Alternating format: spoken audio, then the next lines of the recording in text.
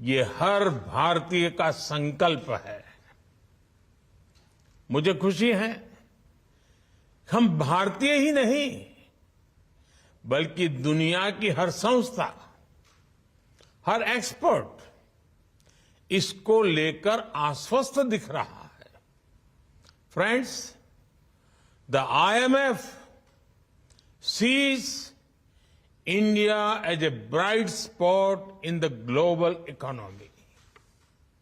The World Bank says that India is in a better position to deal with global headwinds than many other countries. This is because of India's strong macroeconomic fundamentals. OECD has said that India will be among the fastest growing economies in the G20 group this year. According to Morgan Stanley, India is moving towards becoming the world's third largest economy in the next 4 or 5 years. The CEO of McKinsey had said that this is not only India's decade, but India's century. Institutions and credible voices that track the global economy have unprecedented confidence in India. The same optimism is also shared by global investors.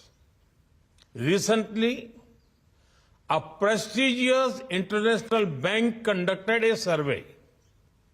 They found that a majority of the investors prefer India. Today, India is receiving record-breaking FDI.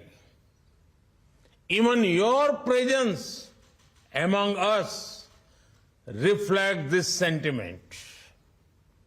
Friends, this optimism for India is driven by strong democracy, young demography, and political stability.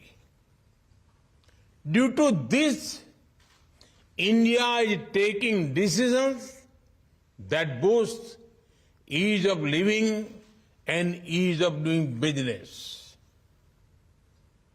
Even during a once-in-a-century crisis, we took the path of reforms.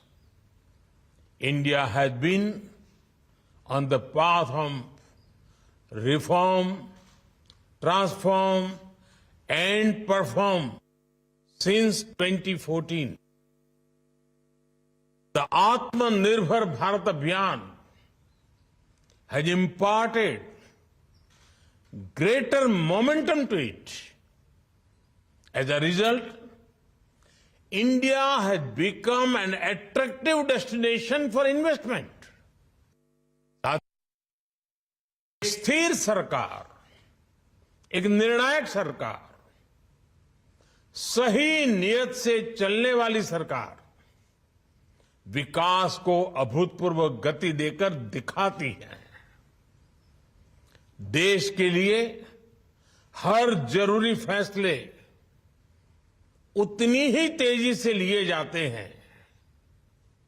आपने भी देखा है कि कैसे बीते 8 वर्षों में हमने रिफॉर्म की स्पीड और स्केल को लगातार बढ़ाया है।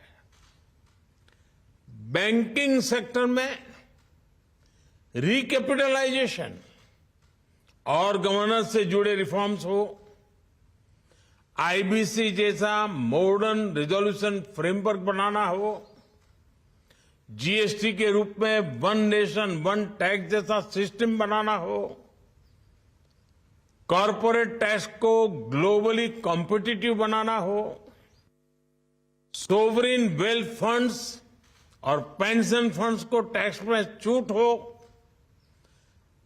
अनेक सेक्टर्स में ऑटोमेटिक रूट से 100% एफडीआई की परमिशन देना हो, छोटी छोटी आर्थिक गलतियों को डीक्रिमिनलाइज करना हो, ऐसे अनेक रिफॉर्म्स के माध्यम से हमने इन्वेस्टमेंट के रास्ते से कई रोड़े हटाए हैं। आज का नया भारत अपने प्राइवेट सेक्टर की ताकत पर भी उतना ही भरोसा करते हुए आगे बढ़ रहा है। हमने डिफेंस, माइनिंग और स्पेस जैसे अनेक स्ट्रेटेजिक सेक्टर्स को भी प्राइवेट सेक्टर के लिए खोल दिया है। दर्जनों लेबर लॉज को 4 कोड्स में समाहित करना भी अपने आप में एक बहुत बड़ा कदम है। साथियों, कंप्लायंसेस के बोझ को कम करने के लिए और उसके लिए केंद्र और राज्य दोनों के स्तर पर अभूतपूर्व प्रयास चल रहे हैं। बीते कुछ समय में करीब 40,000 कंप्लायंसेस को हटाया जा चुका है। हाल ही में हमने नेशनल सिंगल विंडो सिस्टम शुरू किया है, जिससे मध्य प्रदेश भी जुड़ चुका है। इस सिस्टम के तहत अभी तक लगभग 50,000 स्वीकृतियां दी जा चुकी। साथियों, भारत का आधुनिक होता इंफ्रास्ट्रक्चर, मल्टी मॉडल होता इंफ्रास्ट्रक्चर भी इन्वेस्टमेंट की संभावनाओं को जन्म दे रहा है।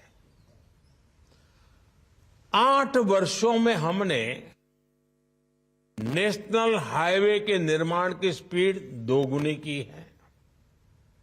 इस दौरान भारत में ऑपरेशनल एयरपोर्ट्स की संख्या दोगुनी हो चुकी है। भारत की पोर्ट्स हैंडलिंग कैपेसिटी और पोर्ट टर्न अराउंड में अभूतपूर्व सुधार आया है। Dedicated freight corridors, industrial corridors, expressways, ये नए भारत की पहचान बनते जा रहे हैं। पीएम गति शक्ति नेशनल मास्टर प्लान के रूप में पहली बार भारत में इंफ्रास्ट्रक्चर निर्माण का एक नेशनल प्लेटफॉर्म है। इस प्लेटफॉर्म पर देश की सरकारों, एजेंसियों, इन्वेस्टर से जुड़ा अपडेटेड डेटा रहता है।